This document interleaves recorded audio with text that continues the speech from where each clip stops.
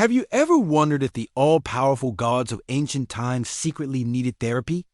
The ancient Assyrians worshipped some of the most fearsome deities in history, but they also believed these gods were riddled with anxiety and constantly on the verge of a divine panic attack. In this video, we're diving into the hilariously paranoid rituals the Assyrians created to soothe their insecure gods. You'll discover why these mighty gods were so terrified of being ignored. And by the end, you'll see the single most absurd thing they did to trick fate itself. So, how do you calm down a god who's having a bad day? For the Assyrians, the answer was surprisingly literal.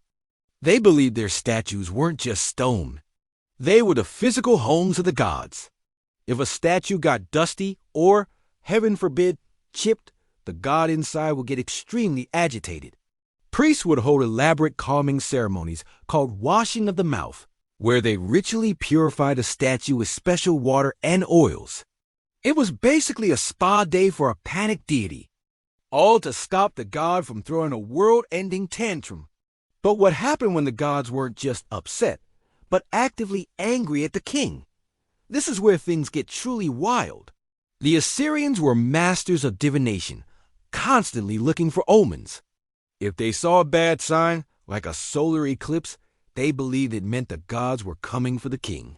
Their solution wasn't to fight fate, but to trick it with an ancient insurance scam. They would find a commoner, often a criminal or a disabled person, and declare him a substitute king. This poor guy got to live like royalty for a few weeks or months, enjoying all the luxuries of the palace. He'd wear the king's clothes, sit on the throne, and even have a temporary queen. The real king, meanwhile, would go into hiding, pretending to be a simple farmer. But what was the catch for this substitute king? The luxury was just a prelude to the ultimate sacrifice. Once the period of the bad omen passed, the substitute king had fulfilled his one and only purpose, to absorb the divine wrath meant for the real ruler. The ritual required him to be executed and buried with full royal honors. The Assyrians believed that fate, being a bit literal, would see the king had died and be satisfied, leaving the actual king safe to reclaim his throne.